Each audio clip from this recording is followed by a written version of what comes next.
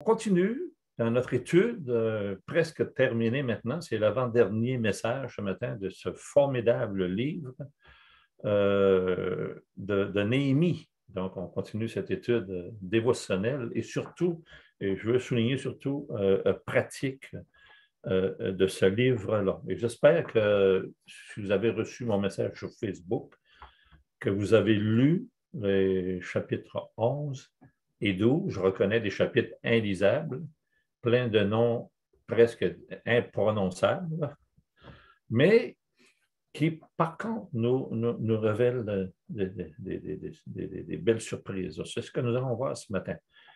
Donc, on a vu ensemble, souvenons-nous, lors de notre dernière rencontre au chapitre 10 de Néhémie, que la redécouverte de la parole de Dieu et son explication aussi par Esdras et les scribes produisit chez le peuple qui entendit ces explications-là un réveil spirituel qui a été démontré, on l'a vu dans un petit bout de temps, par trois choses. Okay? Donc, premièrement, la repentance du peuple, l'adoration et finalement l'action. Et c'est dans cette même continuité, si vous voulez, que Néhémie entreprend maintenant dans le chapitre 11 et 12, de redonner à la ville de Jérusalem la place qu'elle devait tenir, c'est-à-dire redevenir et garder un témoignage puissant pour Dieu.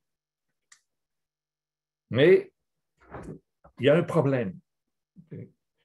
Le petit nombre de Juifs qui sont revenus de Babylone et qui sont établis un peu partout dans le territoire ne permet pas à redonner à la ville cette position-là, cette force-là. Donc, il y avait trop peu de gens qui vivaient à Jérusalem et beaucoup trop qui étaient éparpillés un petit peu dans les villages et dans les villes avoisinantes. Donc, la ville devenait, si vous voulez, une proie assez facile pour les ennemis. Donc, Néhémie veut remédier à tout cela. Donc, comme bon leader qu'il est, on le voit depuis le début, il veut y assurer une présence accrue et bien visible d'habitants qui seront appointés, bien sûr, à des tâches vraiment spécifiques, précises, et selon leur capacité. Et en parcourant le chapitre 11 et 12, que je vous ai demandé de lire, qui n'est pas évident, je le reconnais, on remarque encore une fois l'intelligence puis l'efficacité de Néhémie. Quel leader! Néhémie a recours à un stratagème que l'on pourrait résumer, si vous voulez bien, par 3 points, ou 3 mots. Le premier, c'est l'occupation. Le deuxième mot, c'est l'attribution des places. Et le troisième, bien sûr, c'est la consécration. Donc, on va y aller avec le premier mot, donc l'occupation. Il était d'une importance capitale, comme j'ai dit tout à l'heure, que la place forte qui était devenue Jérusalem soit défendue par les meilleurs hommes disponibles. Donc, c'est pourquoi des hommes de valeur furent choisis pour s'y établir. OK? Puis, premièrement, donc, on voit, il a été décidé que les chefs du peuple s'y établiraient et qu'ensuite, qu'un habitant sur 10 tiré au sort par le peuple vienne habiter à Jérusalem. Donc, on peut voir ces choses-là dans le chapitre 1 du chapitre 11, versets 1 et 2 de Néhémie. Donc, on peut lire les chefs du peuple s'établir à Jérusalem. Le reste du peuple tira au sort pour qu'un sur 10 vienne habiter Jérusalem, la ville sainte, et que les autres demeurent dans les villes. Le peuple bénit tous ceux qui consentirent volontairement à résider à Jérusalem. C'est intéressant ici parce qu'on voit que le peuple bénit ceux qui consentirent à habiter volontairement. Il ne faut pas oublier que les gens qui ont consenti ont dû laisser de côté beaucoup de choses dans les villes, dans les villages. Leurs troupeaux, les semences, peut-être même de la famille. Donc, c'était pas facile de le faire, mais le peuple bénit ces gens-là qui ont décidé de le faire. Donc, on est devant cette réalité-là, OK? Mais comme j'ai dit tout à l'heure, notre étude n'est pas seulement dévotionnelle, mais je veux qu'elle soit aussi, et je dirais surtout, pratique, OK? Il y a des principes ici que l'on voit dans ce texte-là, que l'on doit reconnaître aussi et appliquer à nos propres circonstances dans notre service chrétien. Donc, comme, je dirais, tout comme Jérusalem, si vous voulez, il y a certains points stratégiques qui doivent être tenus et défendus à tout prix par des personnes de valeur. On le voit au chapitre 1, les premières personnes qui sont là, c'est quoi? Les chefs du peuple s'établissent en premier. Okay? Donc, des hommes de valeur, sûrement, des hommes capables, des leaders. Okay?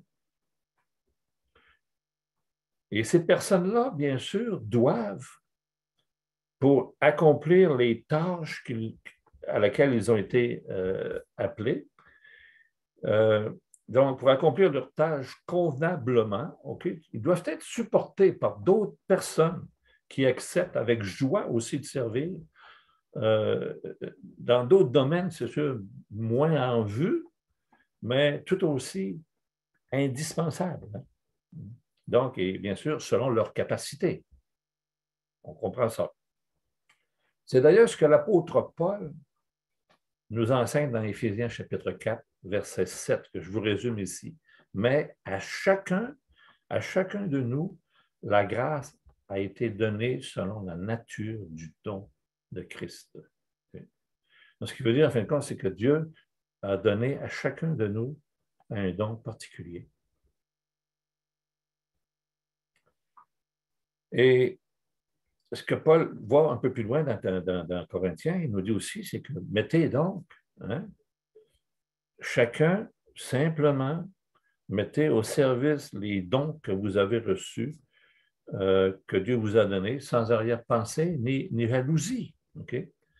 Donc, de toute manière, la joie qui découle du service, okay, ne vient pas de ce qu'on fait, okay, mais elle vient de se savoir là où Dieu nous veut. Que ce soit, je dirais, des dons qui sont en vue, ou que ceux qui y travaillent soient moins en vue, si vous voulez, ceux qui les aident soient moins en vue, tous, sans exception, devant Dieu, là, sont égales. Okay? Donc, on voit donc le besoin, okay, l'attribution des personnes. Ici, on a vu Jérusalem, mais on parle de l'Église maintenant. Okay? L'Église a besoin de dons, d'hommes particuliers, des d'hommes forts, d'hommes solides, okay, impliqués avec leurs dons dans l'Église, et d'autres aussi avec des dons moins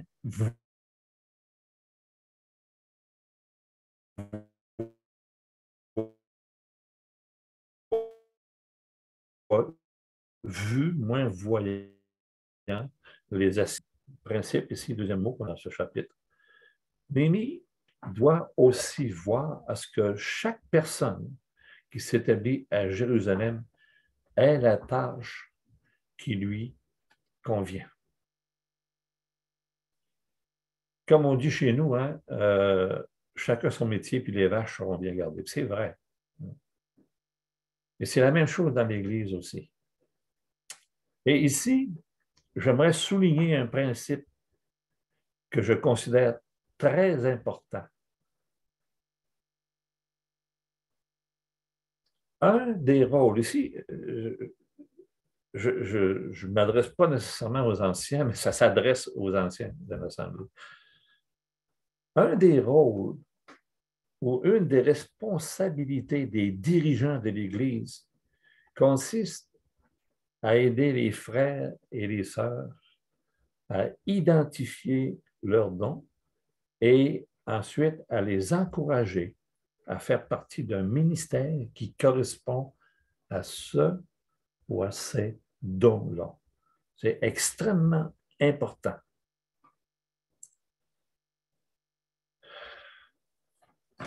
C'est important parce que le service dans l'Église a un but. Elle a un but très important, celui d'édifier, l'édification du corps de Christ. Éphésiens, on va lire Éphésiens chapitre 4, verset 12. Tournez avec moi dans Éphésiens chapitre 4, verset 12. On va lire un petit peu d'avant. Okay? On va lire à partir du verset, comme j'ai lu tantôt, le verset 7.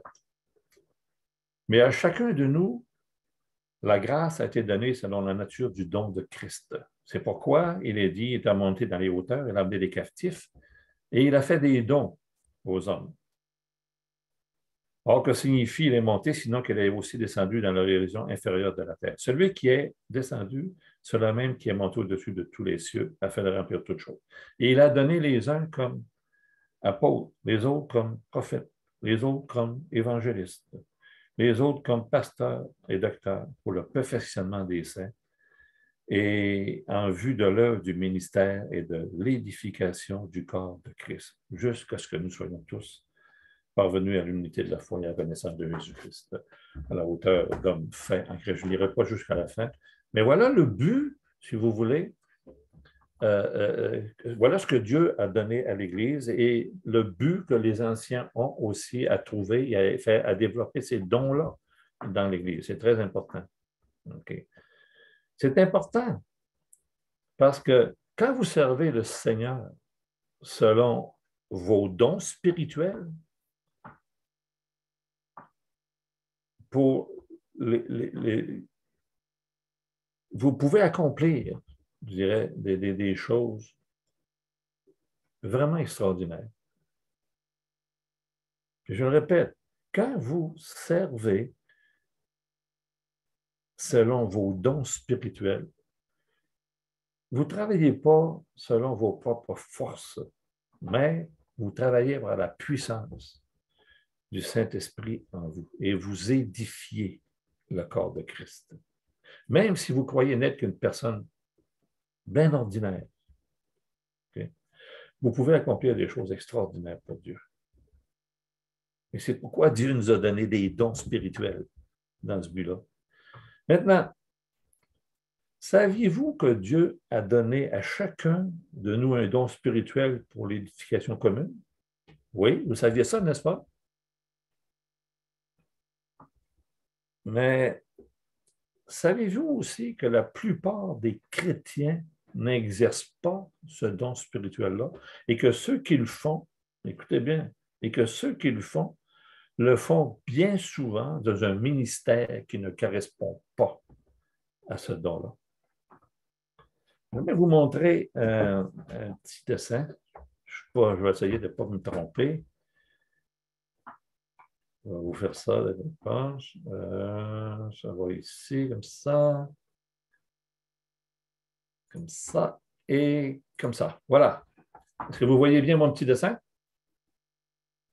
Claudette, je te vois. Est-ce que tu vois mon dessin? Oui, je le vois. C'est un chariot. Très bien. Alors, vous voyez, on voit que c'est un chariot, OK, avec en dedans des roues rondes, deux hommes qui poussent et qui tirent le chariot, et le chariot était pourvu de roues carrées là. Hein? C'est intéressant. C'est très humoristique. Oui, c'est très révélateur aussi. Regardez bien ce petit dessin-là. Hein?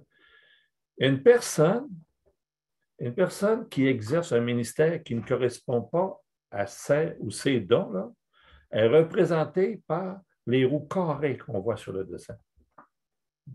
C'est lent, c'est pénible, c'est difficile d'avancer. D'accord? Et un chrétien qui n'a pas de tâche dans l'Église, c'est une autre roue ronde qu'on voit ici dans le chariot. Okay? C'est une roue ronde qui est dans le chariot, mais qui ne fait rien. Okay? Puis les hommes qui poussent et qui tirent le chariot, bien, ce sont les anciens qui travaillent tant bien que mal à l'édification du corps de Christ. Pour moi, ce que j'ai écrit ici, hein, c'est plus qu'un dessin. C'est une description presque prophétique d'une condition très répandue dans l'Église de Jésus-Christ. À cause que les dons sont mal ou peu utilisés, ou mal utilisés, je devrais dire, l'Église avance, mais à une cadence très lente.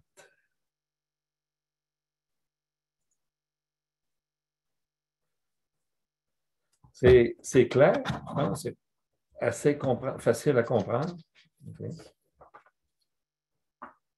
C'est pourquoi, je pense, si vous avez compris, frères et sœurs, c'est pourquoi si on vous demande à l'avenir de considérer tel ou tel service pour l'Église en accord avec votre ou vos dons, rappelez-vous ce petit chariot-là.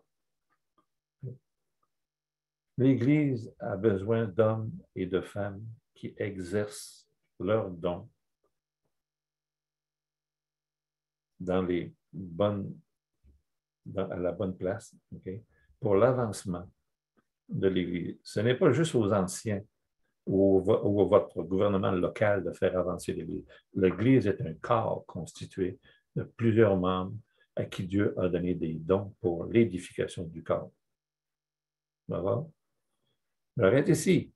Maintenant, Néhémie connaissait très, très bien ce principe-là, bien avant que nous le redécouvrions. On le voit en application d'abord tout au long de ce chapitre-là.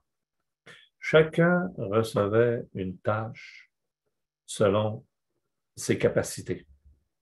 Par exemple, Judas était second chef de la ville au verset 9. Les sacrificateurs, eux, étaient occupés au service de la maison de Dieu, au chapitre 12. Au verset 16, pardon. Au verset 12, pardon. Au verset 16, Shabbethai et Josabad, des Lévites, étaient chargés des affaires extérieures de la maison de Dieu.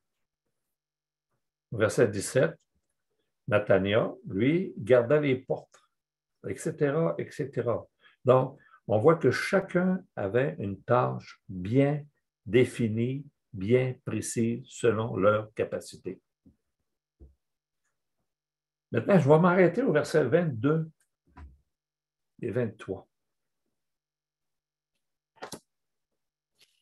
On va les lire ensemble.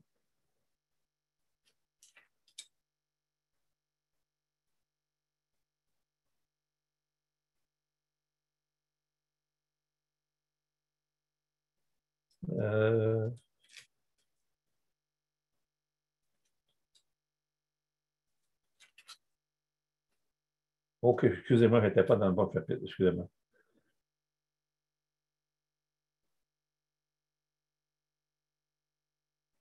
Verset 22.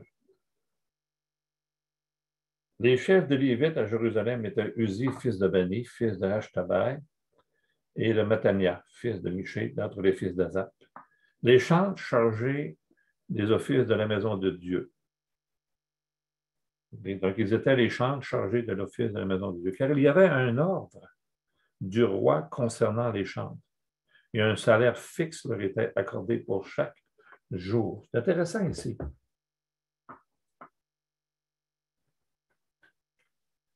On parle ici des chantres, OK? Donc, les chantres, c'est ceux qui étaient occupés en vrai, comme on a vu ce matin, nos musiciens, OK? Donc, c'était des chanteurs, des chants qui étaient chargés des offices de la maison de Dieu, donc de chanter les louanges dans la maison de Dieu. Avez-vous remarqué ici, ils avaient besoin d'un ordre du roi pour leur assurer un salaire fixe chaque jour.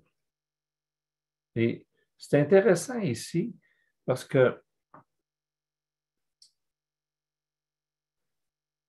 ça me fait penser souvent à des gens dans l'Assemblée qui croient ne pas être importants, ne pas avoir de dons. Remarquez bien. Ils avaient besoin d'un ordre du roi. Peut-être que contrairement à leurs frères, qui détenaient des responsabilités importantes, hein, ces chants étaient comptés comme peu de choses. Après tout, ils ne faisaient que chanter les louanges de Dieu. Et je me demandais parfois si quelques-uns d'entre nous se sentaient un peu comme ces chants-là, c'est-à-dire peu de choses dans le service pour le Seigneur. C'est vrai qu'on regarde certaines personnes, hein, quand on regarde certaines personnes qui semblent avoir tous les dons, okay, on se demande si Dieu ne nous aurait tout simplement pas oubliés. Je ne sais pas si vous êtes comme moi, mais moi, je pense que j'ai souvent dans ma vie chrétienne pensé ces choses-là. Okay? Où je n'ai pas de don. Pourtant, la parole de Dieu nous explique bien que Dieu a donné un don à chacun. Mais on se dit, ah, je n'ai pas de don. Je n'ai pas de capacité, moi. Okay?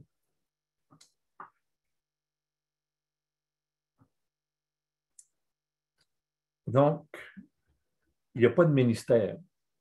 Il n'y a pas de ministère pour moi. Il n'y a vraiment pas de ministère qui rencontre véritablement ce que je peux faire dans la vie. Je n'ai pas de don.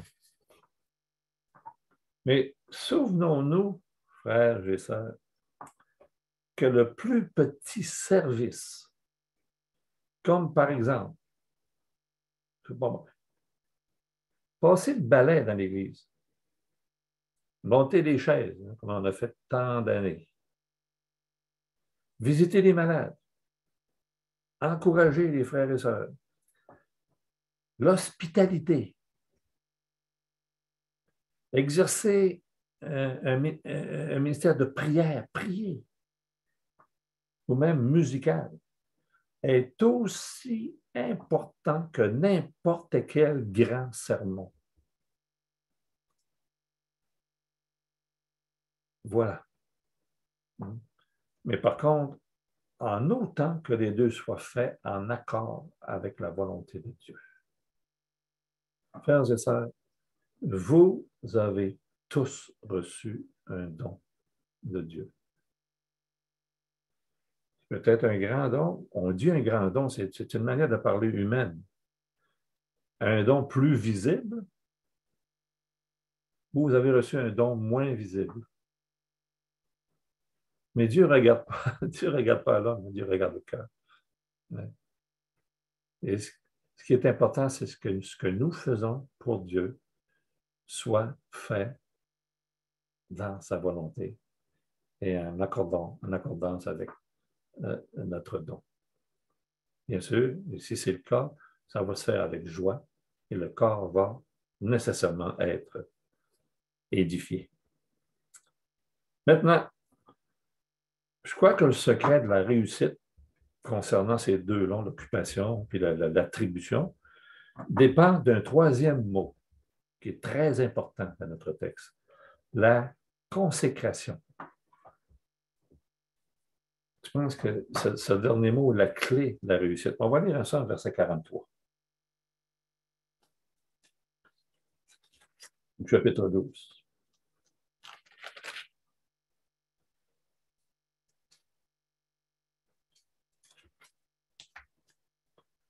On offrit ce jour-là de nombreux sacrifices et on se livra aux réjouissances, car Dieu avait donné au peuple un grand sujet de joie. Les femmes et les enfants se réjouirent aussi, et les cris de joie de Jérusalem furent entendus au loin. Les sacrificateurs, verset 30, et les Lévites se purifièrent et ils purifièrent le peuple, les portes et les murailles. la dédicace des murs de Jérusalem, ce que les Juifs ont travaillé avec tant d'ardeur, tant de difficultés. Okay. La dédicace de ces murs-là fut un moment extraordinaire, un moment de réjouissance extraordinaire pour les Juifs à Jérusalem. Tellement, en fait, que leurs cris de joie furent entendus à des lieues à la ronde. Écoutez, la ville n'avait plus rien à voir avec la splendeur du passé, c'est vrai. Mais par contre, le peuple, lui, avait acquis une sensibilité spirituelle inégalée depuis des siècles. Ce qui comptait maintenant pour eux, ce n'était plus le fait d'avoir construit des murailles, ce qui était déjà une grande chose, OK? Mais ce qui comptait maintenant pour eux dans leur vie était leur relation personnelle avec Dieu, avec le Seigneur. Et souvenons-nous, les murs furent construits, relevés, réparés avec beaucoup de peur, de tremblement et de larmes. Constamment, l'ennemi était là pour essayer de les arrêter, de les décourager constamment. Mais aujourd'hui, OK, ils célèbrent leur dédicace. Et c'est une occasion de grande joie et de grande fierté pour le peuple. Mais remarquons toutefois que cette joie-là n'avait rien de superficiel, n'avait rien de superficiel.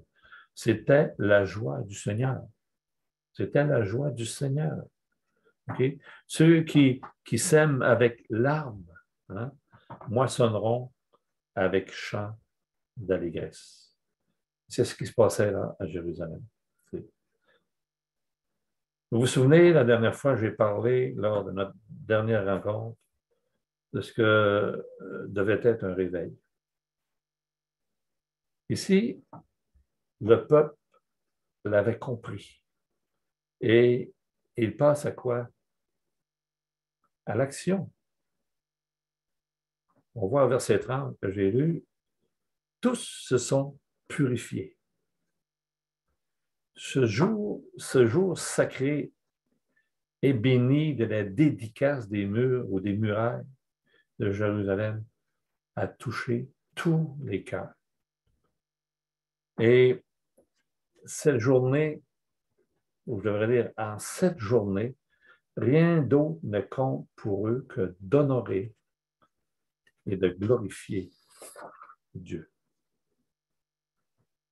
Et comme j'ai dit au début, comme cette étude doit être pratique, ces faits ne nous parlent-ils pas aussi du devoir et de la mission de chacun de nous, les rachetés de Dieu, les rachetés de notre Seigneur Jésus-Christ dans nos jours aujourd'hui, actuels?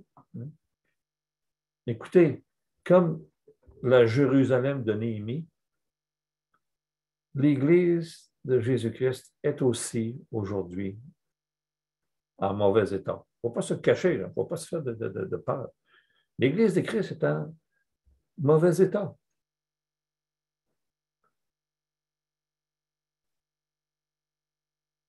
Pourtant, remarquez bien, pourtant, les principes sur lesquels elle est édifiée, okay, comme dans l'Ancien Testament, disons comme l'autel des sacrifices, qui est, en fin de compte, la croix de Jésus-Christ, les fondements du temple, qui est la résurrection de Christ pour nous, le temple lui-même, okay, le lieu où habite Dieu, et nos cœurs, l'habitation de Christ au milieu de nous.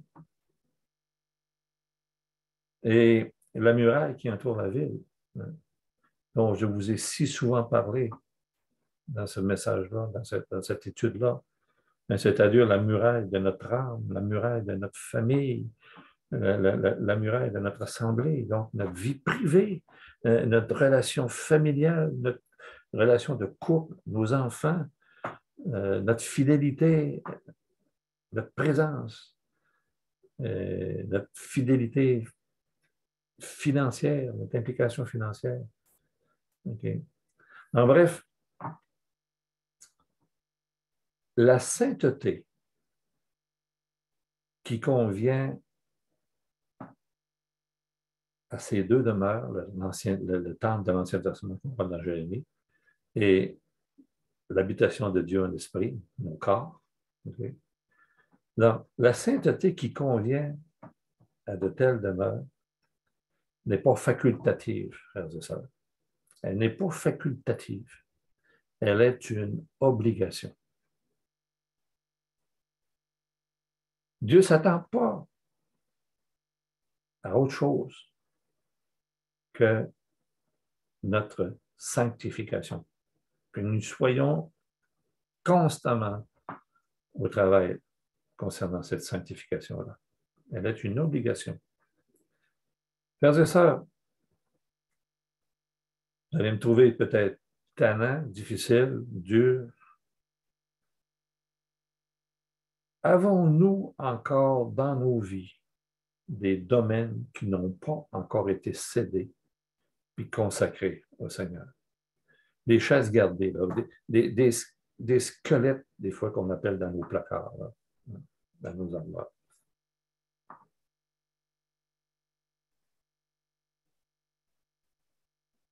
Me dire comment j'ai, hein? Sondons nos cœurs. Sondons nos cœurs.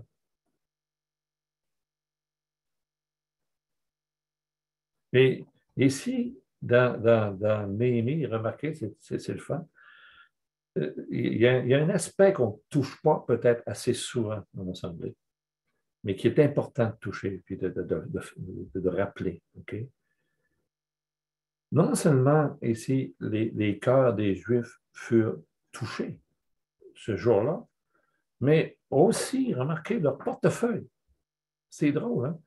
Leur portefeuille, vous allez lire comment est-ce qu'ils ont décidé, okay? Ils ont décidé, ils s'engagent à être fidèles dans les offrandes, dans les prémices, puis dans les dîmes. Voyez-vous, les deux, ils se sanctifient et ils veulent sanctifier aussi le temple, okay? L'Église pour nous. Okay? Ils veulent prendre soin du temple, de l'Église.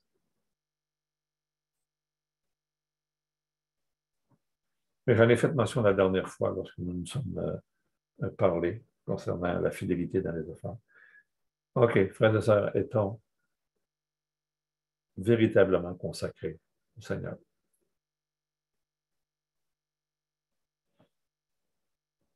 Ce qui motiva, écoutez, ce qui motiva le peuple du temps de Néhémie, okay,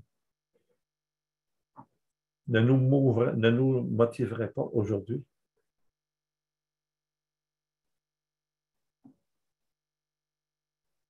Romains 12, 1. Je vous exhorte donc, frères, par les compassions de Christ, à offrir vos corps comme un sacrifice vivant, saint, agréable à Dieu, ce qui sera de votre part, bien sûr, un culte raisonnable. Un culte raisonnable. Offrir nos corps comme un sacrifice vivant, agréable à Dieu, ce qui sera de votre part quelque chose d'extraordinaire, non, de tout à fait normal. On a parlé tout à l'heure d'attribuer et la pratique des dons. Le Seigneur nous appelle à offrir nos corps aussi, nos dons, nos capacités, d'ouvrir notre porte-monnaie aussi, pour prendre soin de son Église aussi. Donc, je vous rappelle ces trois mots, ou ces trois principes. L'occupation, avoir les hommes clés en place, l'attribution. Chacun accepte et exerce son ministère et la consécration de nos personnes. Donc, la sanctification en toute chose. Les sacrificateurs et les Lévites se purifièrent et ils purifièrent le peuple, c'est-à-dire les personnes, les portes, c'est-à-dire qu'ils ne laissent plus rien entrer d'impur dans la ville, et la muraille, la vigilance et la constante dans nos vies. On offrit ce jour-là de nombreux sacrifices et on se livra aux réjouissances, car Dieu avait donné au peuple un grand sujet de joie.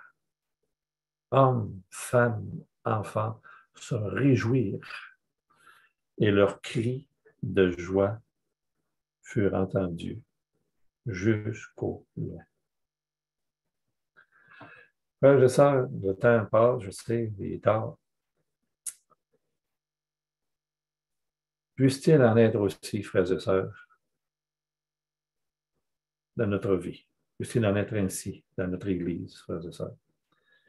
Et que chacun de nos vies aussi en soit marqué. Et je terminerai avec ces paroles qu'on retrouve dans Néhémie. C'est vrai qu'on n'a pas atteint la perfection. C'est vrai que ce n'est pas facile. C'est vrai qu'on a des choses à faire. C'est vrai qu'on est des fois touché. Néhémie nous dit, ne vous affligez pas, frères et sœurs. Ne vous affligez pas, car la joie de l'Éternel sera votre force. Donc, je termine ici. Donc, on va avec un mot de prière. Seigneur, notre grand Dieu, notre Père du ciel, on veut s'arrêter un moment et considérer tout ce qu'on a entendu, Seigneur, ces choses. L'important, Seigneur, des dons que tu donnes à l'Assemblée. L'important de les reconnaître, de les mettre à la bonne place. L'importance aussi de les mettre, nous, au service aussi du corps. Et on a vu qu'il n'y a pas de petits dons. Tous sont des grands dons à la gloire de Dieu. Tous sont là pour glorifier et édifier le corps de l'Église, le corps de Christ. Alors, Seigneur, on prie que tu nous donnes, Seigneur, ces cœurs, un peu comme les Juifs, que nos cœurs soient touchés, Seigneur, et qu'on puisse rechercher pour nos vies, encore une fois, cette sanctification si nécessaire, Seigneur, et qu'on puisse mettre au service les uns des autres les dons qu'on a reçus avec joie, sans contrainte. On puisse le faire avec humilité, avec cette idée, Seigneur, de servir ton corps à ta gloire. Donc, merci, Père, pour ce beau livre de Néhémie, les enseignements qu'on y retrouve. Merci pour notre culte de ce matin, Seigneur, parce qu'on a pu remplir nos cœurs de joie aussi. Et bénis, Seigneur, cette journée qui se continue à ta gloire. Au nom de Jésus-Christ. Amen.